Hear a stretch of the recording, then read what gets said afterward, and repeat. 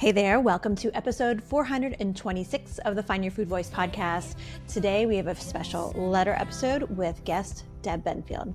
Let's get to it. Hey there, welcome my friend. My name is Julie Duffy Dillon, registered dietitian and your host of the Find Your Food Voice podcast. What have you been told? What are the stories that you've been told about aging and body changes?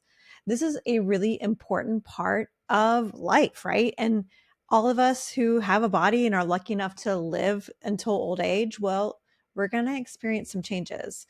And I don't know about you, but the stories I've been told is that I don't want to be a burden when I get old. I also need to stay looking a certain way. I need to not have wrinkles. I need to have bouncy, shiny hair. And I also need to make sure I don't get the menopause belly, right? And I mean, listener, if you have been catching all the little I don't know, like sidebar conversations that I have where I'm mentioning some things that I'm experiencing in real time, you know, I'm perimenopausal and it's been a rough ride. I mean, it's part of the reason why I don't do weekly episodes anymore is perimenopause has been basically chronic pain for me with migraine.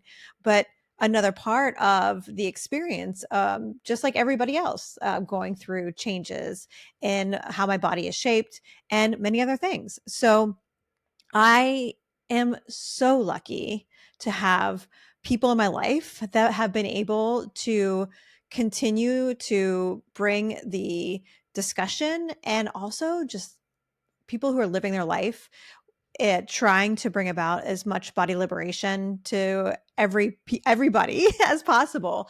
And having people in my life has helped me to make perimenopause not quite as crappy. And one of the most important people for me has been Deb Benfield. Deb has supervised me, mentored me, and been a very good friend in every season of life. And I am so excited that you get to basically have that friendship too, that mentorship in her new book that's coming out next week. It's called Unapologetic Aging. And I have a link in the show notes for it. But while you're like trying to decide, should I get this book or not? I wanted to invite her on and help me go through a listener letter that is talking about aging and the struggle they are experiencing. So if you're new to the podcast and you don't really understand this whole letter thing, something you need to keep in mind is listeners just like you write in and they talk about their relationship with food and they address the letter to food, and me and a guest will go through it and we provide insight, some ways through it. What you need to make sure you do is stick around for the end of the episode because food writes back. But before we get to all of that, I want to make sure that you know that by joining me over on Substack, you get ad-free episodes of the Find Your Food Voice podcast. Whether you're a free or a paid subscriber, you do get access to these dynamic ad-free episodes. So go over to findyourfoodvoice.substack.com or use a link below and you can subscribe right there. I'm really excited about the opportunity that Substack has brought me as someone who is a creator and really enjoys writing. And what I have developed the Substack to be is a place for us to continue to talk about body liberation and intuitive eating, especially if you're impacted by PCOS. So if you are someone who is looking for more information on PCOS and helping to promote health without another rigid diet, we need to be friends. And every month I do deep dives. I like research, review for hours and hours on a very specific topic. It's super niche, right? But I want to review, GLP-1s in PCOS. I know it changes weight, but does it actually improve your health? That was one of the deep dives I did recently. I also have done one on what are the labs that you should be asking your doctor for, because I strongly believe with PCOS, you need more than an A1C. You need so much more information than that A1C will give you. And of course, this month, kind of coinciding with the episode with Deb, I released a research review deep dive all on midlife, perimenopause, and menopause and PCOS. So that was the November deep dive, and December, which is actually the month where this episode's coming out, I'm going to actually be sharing with you ways to intervene in midlife with PCOS to help promote some of the changes that happen in midlife PCOS. All right, enough of all that. I want to make sure that you just have all the information on that Substack, but go and subscribe. And we are going to get to this episode's letter and hear from Deb after a very quick sponsor break. Welcome back. All right, let's get to this episode's letter. Dear wonderful, delightful, complicated food. We've had a long relationship of valleys and peaks, and after a long time, I finally feel like we're at a pleasant plateau. I'm no longer caught up in the very restrictive behaviors of anorexia that I experienced when I struggled to control other aspects of my life. I recognize that sometimes my body needs more of you, and I'm usually able to eat without feeling overwhelmed by grief and negative thoughts. My husband is kind, loving, and better than anything I thought possible. And yet, I am very aware that plateaus have boundaries, and I'm afraid that in this case, the boundary is a cliff, mostly related to aging.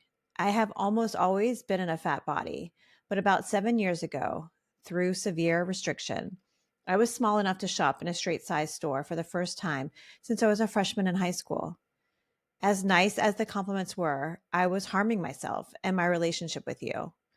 While my therapist was outstanding in helping me build the strength to leave an abusive situation, he encouraged my weight loss.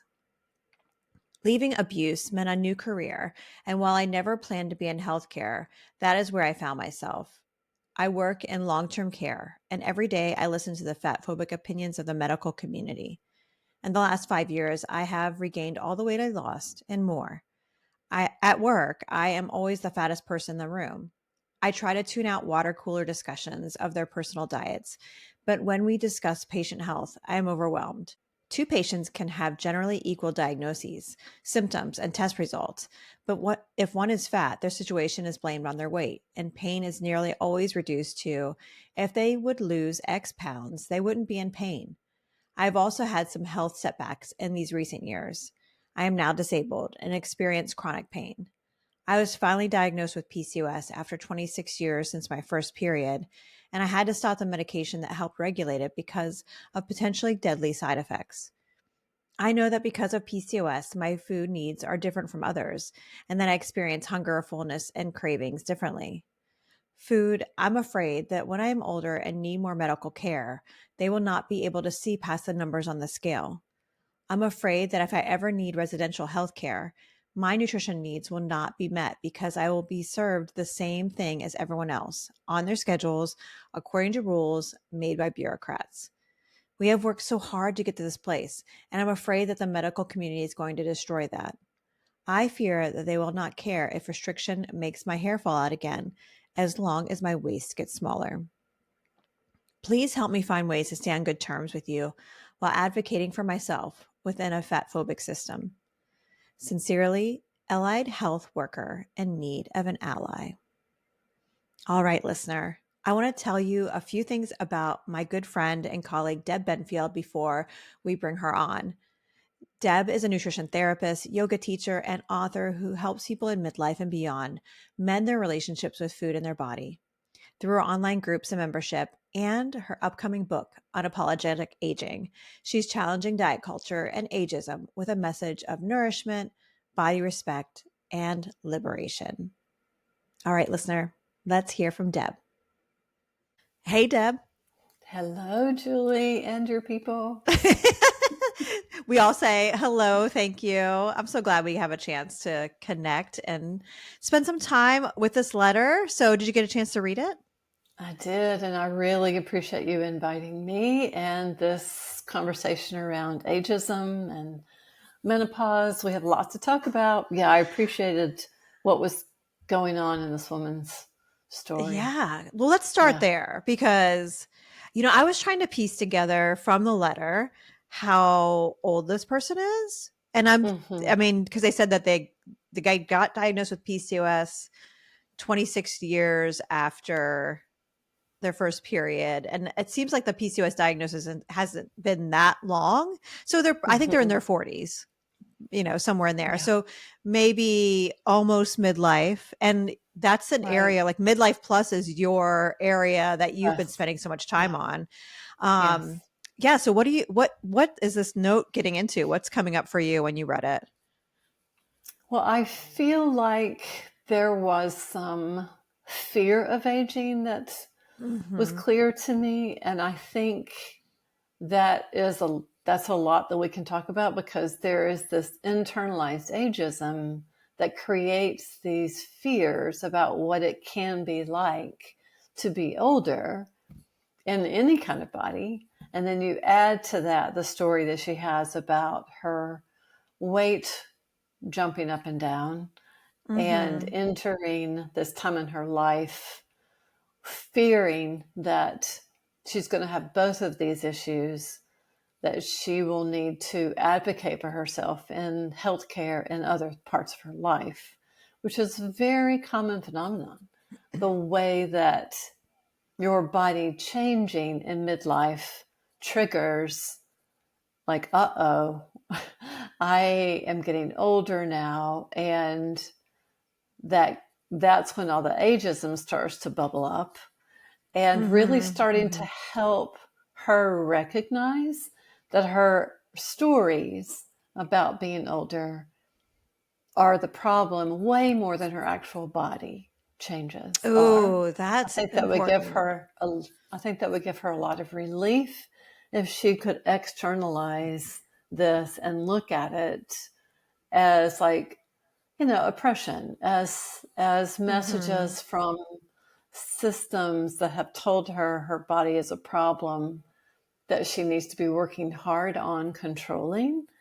And Mm-hmm. I think that would really help her recognize that if she can untangle herself from those stories, then perhaps she could be more interested in emerging at this time in life, which is what Mm-hmm. midlife can be. It can be a time of emergence.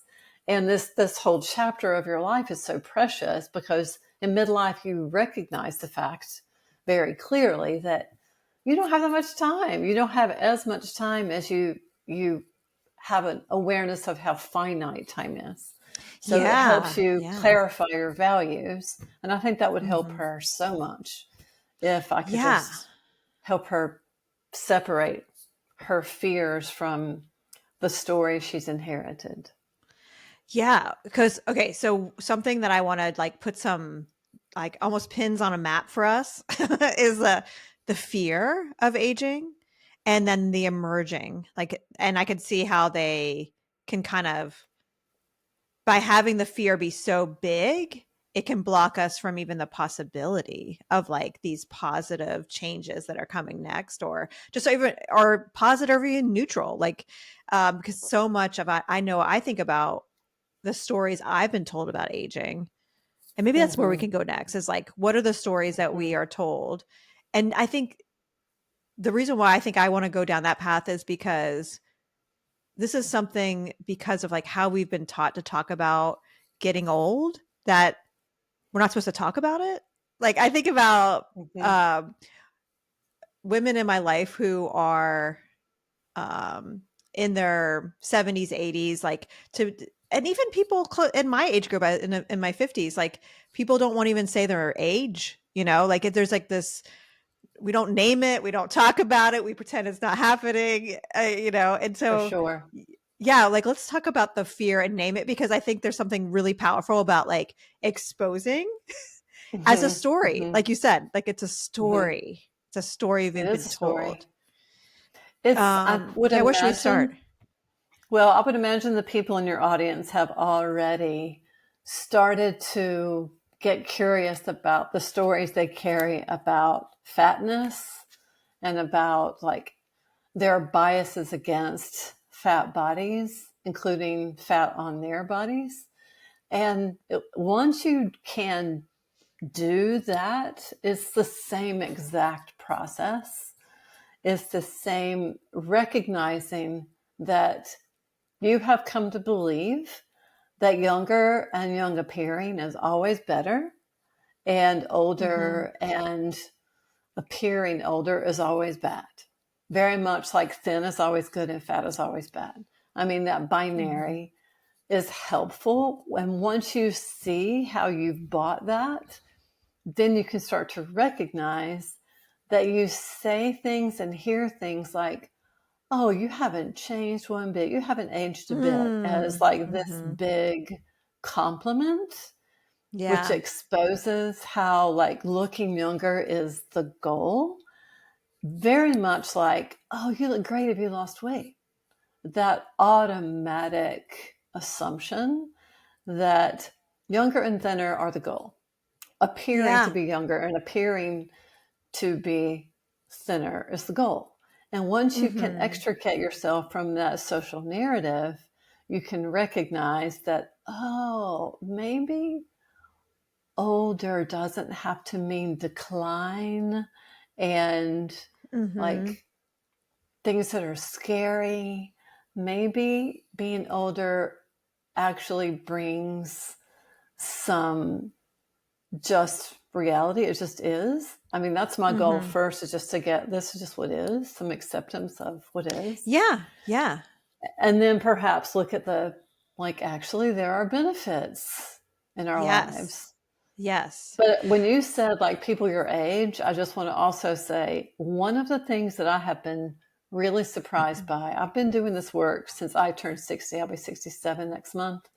And in this period of time, and me having these conversations and doing this research and talking to people around, like in my personal and professional circles, younger and younger 30 somethings, even 20 somethings talking to me about like fear of not starting Botox, fear of not starting their wrinkle prevention programs with their dermatologist because everybody else around them is engaged in that.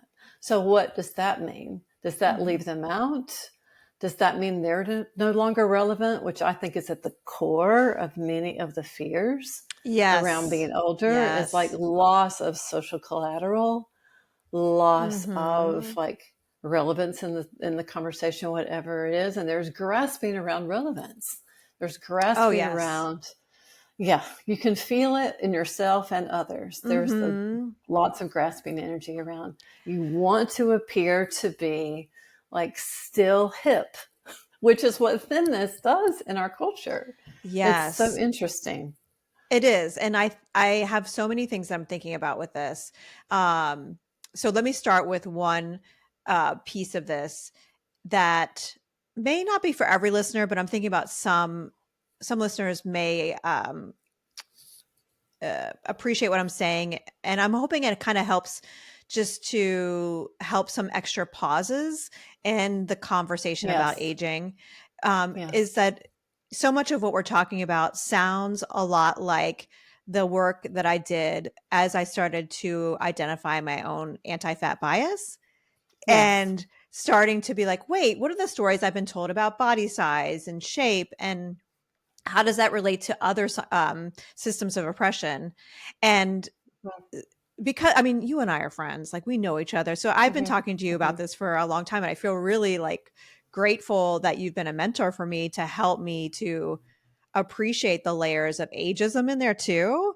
And so I think I want to also just acknowledge like how in body liberation spaces and weight inclusive spaces and intuitive eating spaces, there's not, like, aging is not a part of it typically. And that's what I'm so excited about your book, because I think it's going to like make it also part of the, yes, we need to include this. I don't know. What do you have to say about that?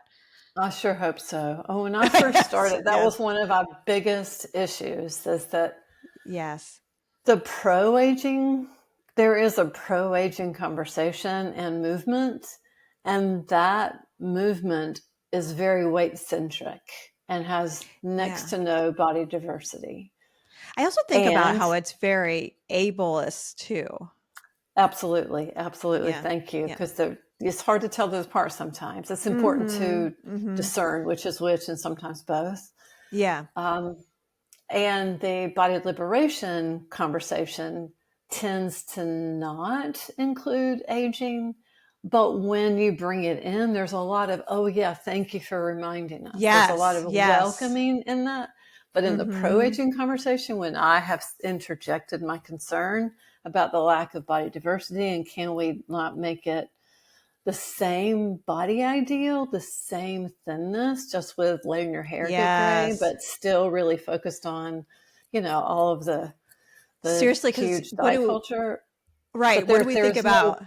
there's no Go ahead. welcoming in that. I have not been welcomed. So that is not, there's a shutdown, there's a denial. It feels Yes. a little bit like white feminism. Yeah, because Like I think about that what same thing.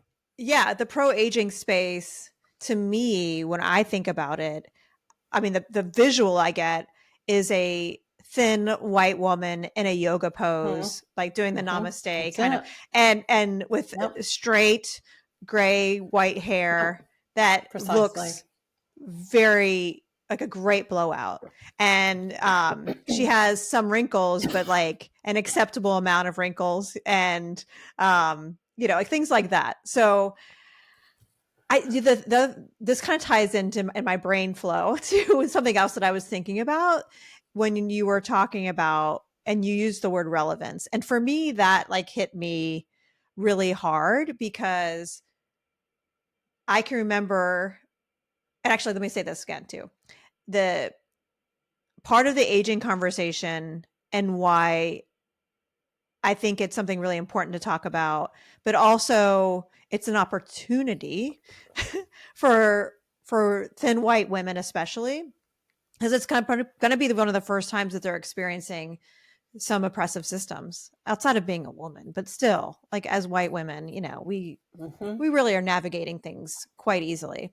Um, and aging for me was one of the, and I'm early in the aging process. Like it was one of the Mm-hmm. first times where I was like, oh, I'm not relevant anymore. Like I can tell people are not, they don't see me when I walk in the room anymore. Like I'm not that cute thing anymore. And so I remember feeling it and just being like, I can tell I'm losing my like Mm-hmm. social status. It feels Mm-hmm. weird to name those things, but also like, I don't Mm-hmm. know, like I could feel it happening, and it was a weird thing. Yeah. And I remember reading in Dietland. Do you remember Mm-hmm. Dietland? I sure Um, do. Love it. Love it. yeah, me too. Listener, I'll put a link to it in the show notes. It was a really important book for me. I know it has its like negative sides to it too, but whatever. But in there, one of the characters talked about losing their privilege and how sad that was, but at the same time, how it was also this like time where they could do more because people were not watching them anymore. And Yeah, I was like, that's interesting. it's a mix. It's a mix. It's a mixed bag. Some women love no longer getting the attention, Mm-hmm. being removed from the male gaze that's very heterogeneous, from Mm-hmm. being sexually viable, being hot. And Yeah. some women really crave like holding on to that. And Mm-hmm. aging is very, very difficult if you Yeah. still feel the need for that kind of power in your life. So there's Mm-hmm. an opportunity there. That's why I say it's a huge opportunity to get curious about how you find your power in your life, how you are relevant to yourself. Can you have an internal resource for Mm-hmm. yourself in your life that doesn't require all of that external energy to feel like you're going to be okay. But it is also true, I have a lot of compassion because Mm-hmm. you don't feel as safe. I just wrote recently, and I wrote about this in the book too. These things literally leave you feeling less safe because you don't feel like you belong. And whenever you Mm-hmm. don't belong, when you feel like you're moving to the margins, it's real. It's very real to start to feel like I'm not as safe out here. I Mm-hmm. better do what I possibly can to bring Yeah. myself back. And that means dieting for a lot of women. That means white knuckling around what their body appears like. And it can mean lots of other things around appearing younger too. But Mm-hmm. I think that's one of the reasons why there's so much relapse or developing new eating disorders. One of the reasons in midlife and beyond, because we know for a fact that's real. People feel themselves working harder on Yeah. whatever their thing is, restricting more. And what they're trying to do is keep that sense of relevance in our culture and that sense of Yeah. belonging, because it feels like there's a threat to that. And it's very real. You feel it in your body. Yes. So I Yeah. And just that's think it's exactly what I important to felt like. acknowledge Yeah. that. Yeah. You need to Yeah. I think acknowledge it's, that and see what it is. Yeah. yeah. And I have, again, I feel so grateful to be connected to you and have a friendship with you, because when I was going through that, it did help me pause and really help me to name, okay, like how, or not even name, but just help me to decide like how much I'm ever really going to spend on trying to maintain attractiveness, in a sense of, that's when I say Mm-hmm. attractiveness, I mean like stereotypical youthfulness and stuff like that. Like, and Mm-hmm. I think everybody just, I don't know, everyone's going to have different decisions that they'll make. And, you Right. know, I mean, I was like, how much am I going to spend on like lotions for my face? And am I going to use needles ever? You know, like just making decisions like that. And I remember Mm-hmm. like when I decided what I was going to do, I was like, I do reserve the right to change my mind.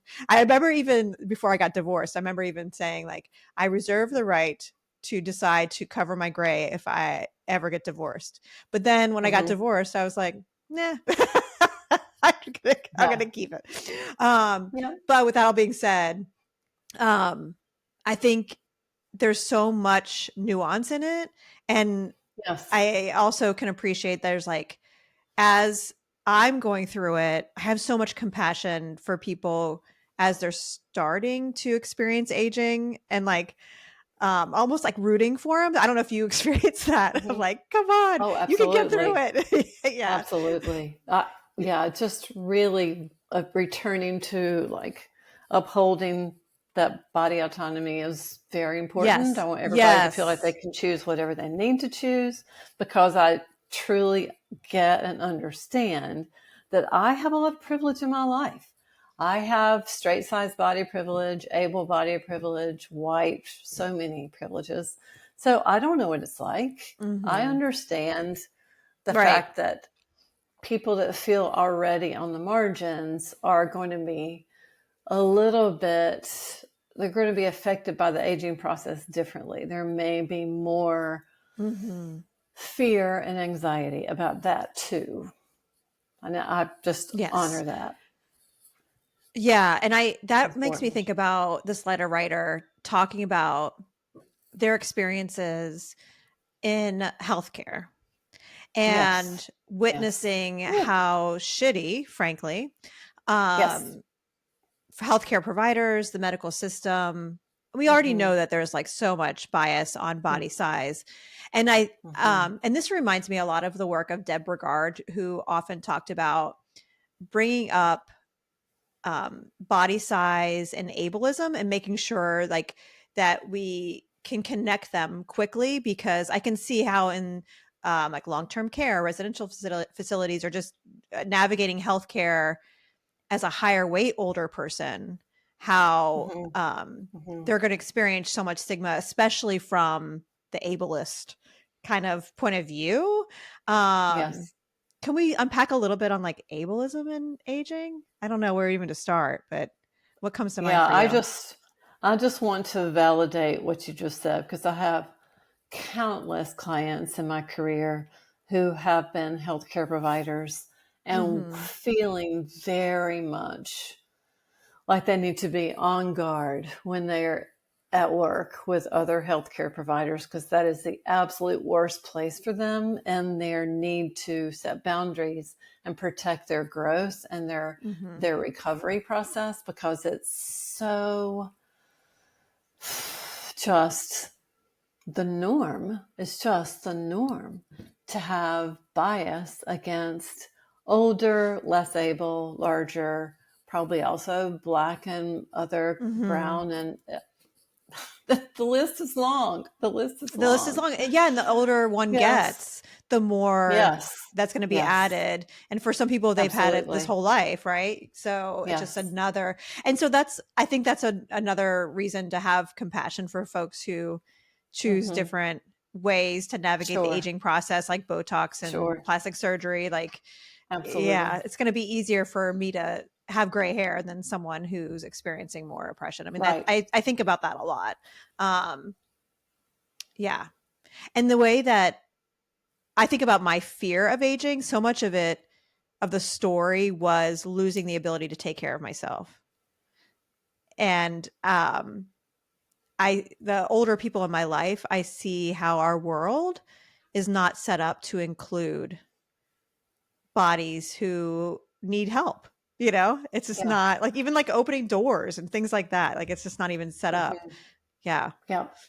So another thing that I write about and think about is how individualistically we are oriented in this Western culture, and how Mm-hmm. wanting to white knuckle around being independent is a reflection of that. It's part of that. And it's not Yes. healthy. Yes. I mean, that leads No. to all of the isolationism and all the things that are very much a threat, especially as we get older. It's better to Especially be right in now, community. too. Yes, it's Yes. better to be with others. It's better to be codependent, not codependent, interdependent. And Interdependent. like, Yes. yes, to need people and to voice your needs and to share and like work together in community to support one another is the best way to age. And Mm-hmm. our internal story is to hold on to independence. It's one of the biggest conversations I hear, And I don't that want to be like a people are not burden. aware. That's the other one. Right.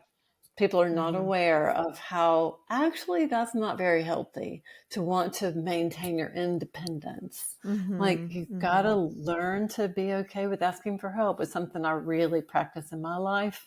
It's not that Mm-hmm. easy because it goes counter to all the things I thought about being a strong, independent woman. Uh-uh. Right. Yeah. That's where Uh-uh. white feminism really becomes a Yeah. big problem in this conversation. Yeah. Yeah. It And doesn't help. the burden piece is another one that culturally, I think that was passed on to me, of like, I don't want to be a burden when I'm older. So Hmm. I'm going to make sure I have Hmm. enough money saved so I can just be put in a home and my kids don't have to take care of me. Kind of like, that's something that I remember being like a really big open part of the conversation growing up. Not necessarily with like my parents, but just like in families and in friend groups, that was just something that was talked Hmm. a lot about. But yet, as I've had family members die, at the funeral, like one of the conversations that comes up a lot of times is like, one family member usually has stepped up or something like that and taken care of someone, and then also help them transition into a facility. And so a lot of times, we've been like, thank you for doing this. And a lot of times people have been like, yeah, it was hard. And it was an honor to take care of this person, like it was a Hmm. privilege to be Hmm. able to do this. So like, it Yeah. reminded me of how there's still some like threads of this interdependence that still is in my lineage that I would love to, like, I don't know, just kind of keep it around, right? Yeah, I So am, as I told you, I'm soon to be 67. And in my friend group, we're talking a lot about how we need to develop, co-living situations now that yes, I mean, same. it's a Yeah. big Mm-hmm. conversation. And I think it's Yeah. a national conversation. Well, like the Golden So, Girls, like people made fun of, right? But yeah, like they had something going on there, living I, together as friends. somebody, I heard somebody say just the other day, I'm not quite ready to Golden Girl. But I mean, they use it as like a Yes. social construct. Like, I'm not quite ready to Golden Girl, but that's what I'm thinking I'm doing. It's so I funny. love that it's become its own like institution or Yeah, like a verb. exactly. Exactly. Exactly. It's like, wow, I appreciate that. And everybody knows what you Hmm. mean. Yeah. Yeah, yeah. Let's And just help each other out. exactly. And practice that interdependence. I think about Hmm. neighbors, I'm Hmm. trying to get better at like asking for help.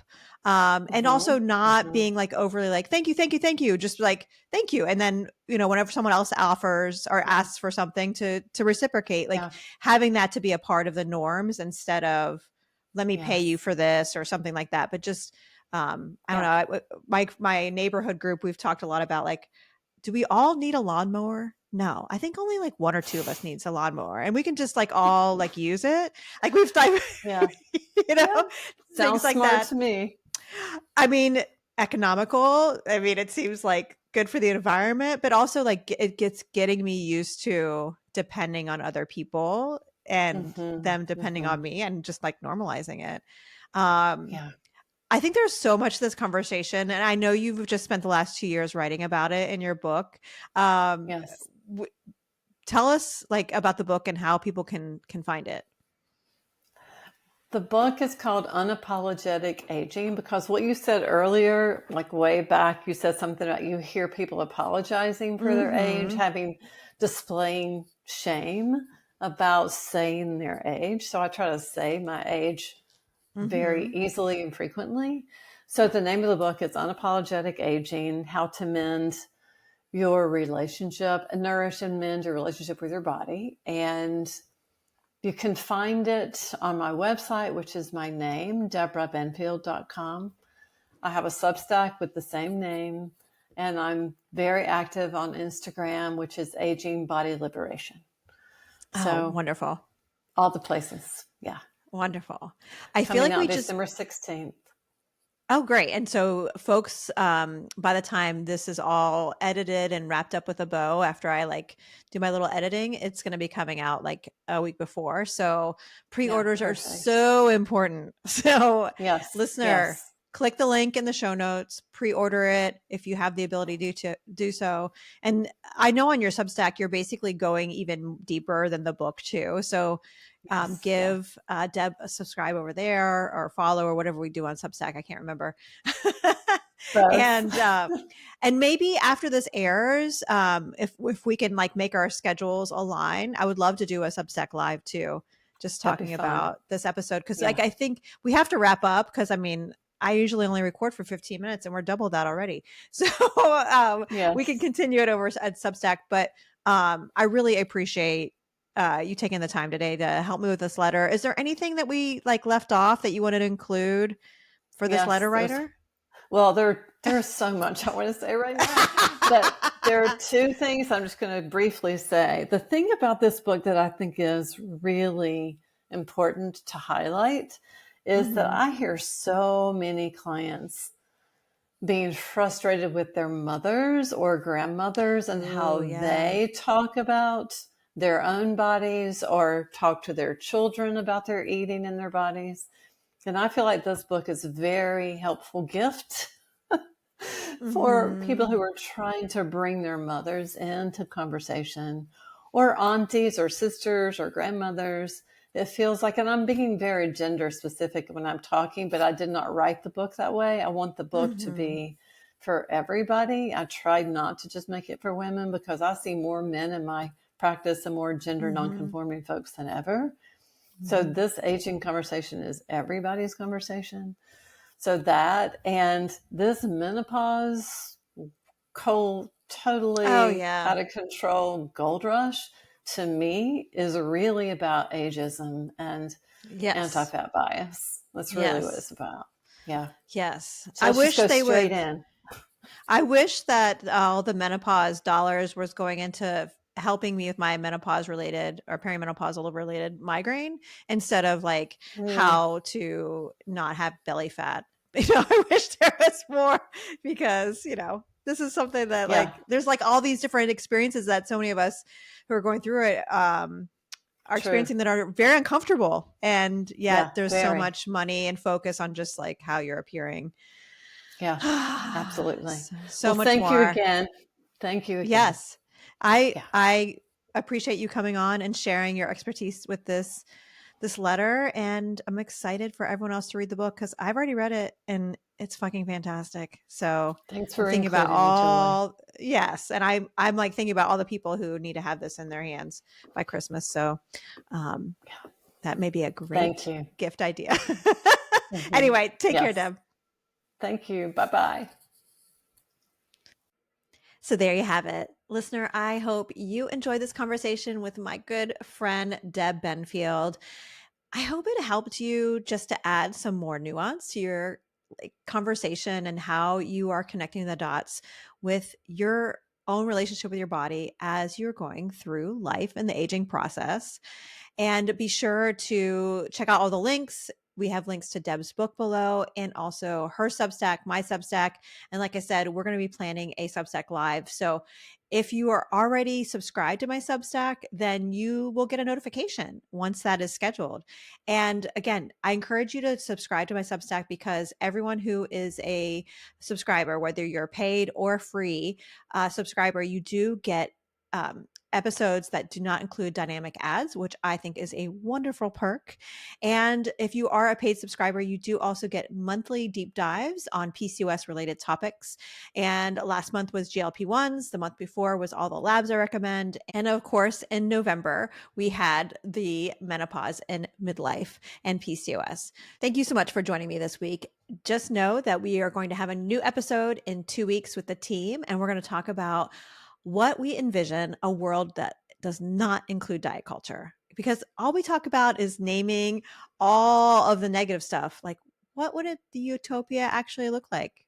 It was such a fun podcast to actually record. It made us feel so warm and fuzzy. And we hope as you're nearing the end of the year, you also get a chance to feel that warm, cozy fuzziness that really is a nice antidote to right now. I see food has written back, so we're going to get to that. But until next time, take care.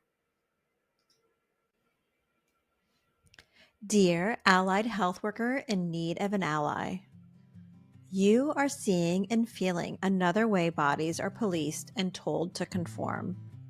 Aging bodies are normal bodies too, yet we have been told stories that make us fear them.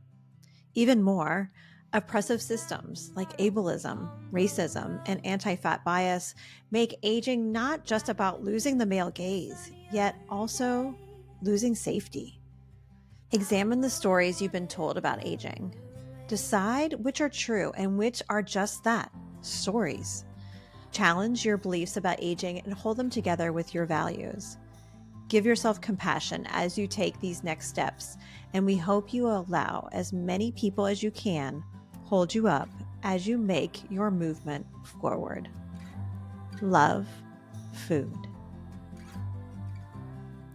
Thank you, dear listener, for choosing to listen to the Find Your Food Voice podcast. Subscribing and sharing episodes really helps the show grow and supports me and my mighty team as we put this show together. The Find Your Food Voice podcast is written, produced, and edited by me, Julie Duffy Dillon. You also get show notes and other parts to this episode with the amazing help of Rachel Popick. Lastly, we also have Colleen Bremner on our team who joins us on episodes and helps us behind the scenes. I so appreciate all the work they do to bring Find Your Food Voice to your ears every other week. Be sure to join us over on Substack, where we are diving deeper into each episode. This also gives you another chance to support the show by becoming a paid subscriber. Podcasting and writing is my full-time job, so whenever you can become a paid subscriber, it helps us to be able to pay the team a living wage, helps me to support my family, and again, helps me to have this full-time job. We thank you for any support, and we look forward to being in your ears in 2 weeks with another episode of Find Your Food Voice. Until then, take care.